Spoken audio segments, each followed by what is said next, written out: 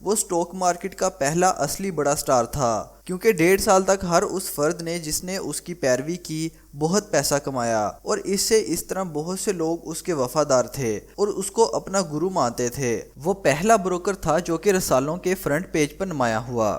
Life is ادھر اے ڈیئرنگ adventure اور nothing at all. زندگی یا تو ایک جرأت مندانہ مہم جوئی ہے یا کچھ بھی نہیں۔ دوستو، ہر انسان کی زندگی میں ایسے مواقع ضرور آتے ہیں جب انہیں صحیح وقت پر کوئی نہ کوئی فیصلہ لینا ہوتا ہے۔ بعض لوگ رسک لینے کی وجہ سے ڈر جاتے ہیں، لیکن بعض لوگ رسک لیتے ہوئے اپنے فیصلوں سے نہ صرف اپنی زندگی بلکہ اپنے کارناموں سے پوری دنیا کو حیرت میں ڈال دیتے ہیں۔ ایسے ہزاروں افراد ہیں جنہوں نے دنیا کی تاریخ ہی بدل ڈالی، اور آج میں آپ کو ایک ایسے ہی انسان کی زندگی کے بارے میں کچھ بتانے جا رہا ہوں جس نے نہ صرف اپنی بلکہ بہت سے لوگوں کی زندگیاں بدل کر رکھ دیں۔ اگر کسی کو اسے فائدہ پہنچا تو اس قدر پہنچا کہ اس کی زندگی ہی بدل گئی۔ میں بات کر رہا ہوں ہرشد مہتا کی، جو کہ ایک مشہور انڈین اسٹاک بروکر تھا۔ ہرشد مہتا کی زندگی سے ہم اس قدر سیکھ سکتے ہیں کہ بالی ووڈ نے بھی اس کی زندگی سے متاثر ہوتے ہوئے ایک تفصیلی ویب سیریز بھی بنائی ہے جس کا نام اسکیم 1992 ہے۔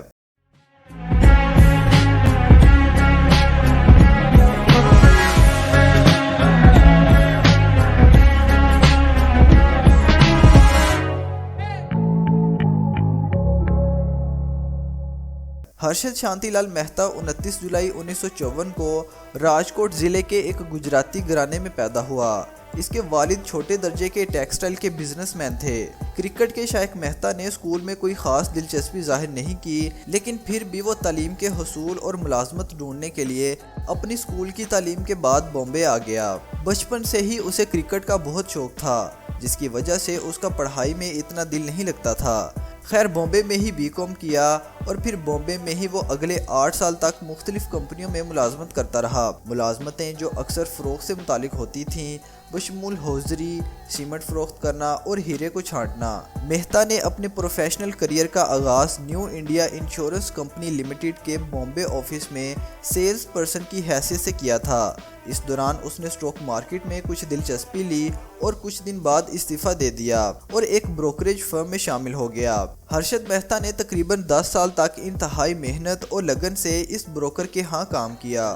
وہ اسٹاک مارکیٹ کے کافی سارے پہلو اور راز سمجھ گیا تھا اور اس وجہ سے اس کی اسٹاک مارکیٹ میں کافی چرچا ہونے لگی۔ 1990 تک وہ کافی مشہور ہو گیا تھا، یہاں تک کہ اس کا نام اس وقت کی مشہور میگزینز میں آنے لگا اور لوگ اس کے بزنس میں انویسٹ کرنے لگے۔ یہاں تک کہ میڈیا، بزنس ٹوڈے جیسے مشہور رسالوں نے اسے اسٹاک مارکیٹ کا امیتابھ بچن تک کہہ ڈالا تھا۔ اس کے علاوہ مشہور زمانہ ریپلیسمنٹ کاسٹ تھیوری بھی ہرشد مہتا نے ہی پیش کی۔ اس عرصے کے دوران خاص طور پر 1990 سے 91 میں میڈیا نے مہتا کی شخصیت کو خوب پذیرائی دی اور اسے دی بگ بل کا نام دیا۔ اسے متعدد اشاعتوں کے مضمون میں شامل کیا گیا، جس میں مشہور معاشی میگزین بزنس ٹوڈے کا ایک مضمون دی ریگنگ بل بھی شامل ہے۔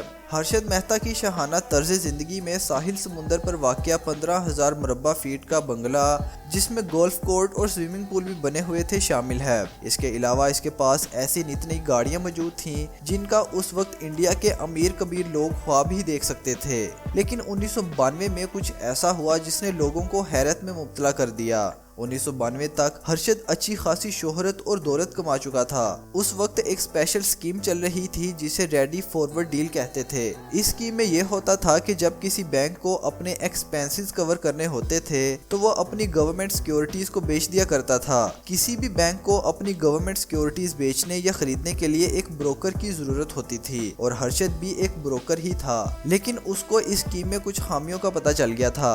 بعد میں حکام کے ذریعے لگائے گئے مجرمانہ الزامات میں یہ الزام لگایا گیا کہ مہتا اور اس کے ساتھیوں نے اس کے بعد ایک بہت وسیع سکیم اختیار کی، جس کے نتیجے میں بامبے اسٹاک ایکسچینج میں تیزی آئی۔ اس سکیم کی مالی معاونت قیاس آرائی والی بینک رسیدوں سے کی گئی تھی، جو حقیقت میں غیر منقطع تھیں۔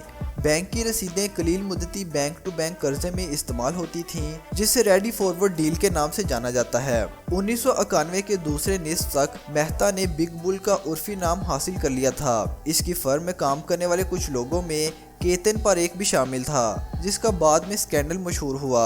सुचिता दलाल हर्षद मेहता की कहानी बताते हुए कहती है, स्टोरी ये थी कि हर्षद मेहता ने स्टेट बैंक ऑफ इंडिया से 500 करोड़ लिए थे और वो इस पोजीशन में नहीं था कि उसको वापस कर सके। स्टेट बैंक की फाइलों में था कि सरकारी सिक्योरिटीज में कुछ लेन देन के खिलाफ एक रसीद मौजूद है, जबकि हकीकत में कोई लेन देन नहीं हुआ था और ये रकम हर्षद मेहता के पास चली गई थी।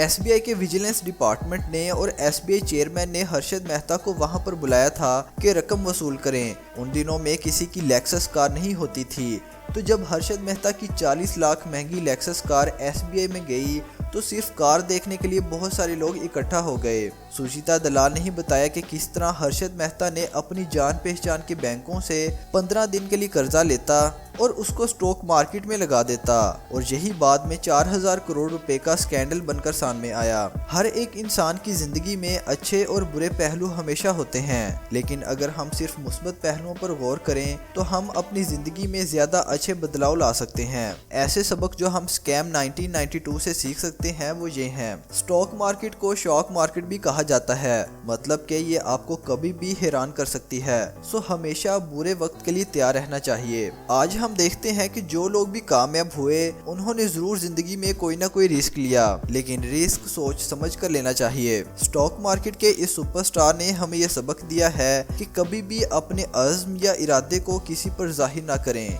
चाहे वो जिंदगी का कोई मामला हो या कारोबार। किसी भी हालत में सब्र का दामन हाथ से नहीं छोड़ना चाहिए।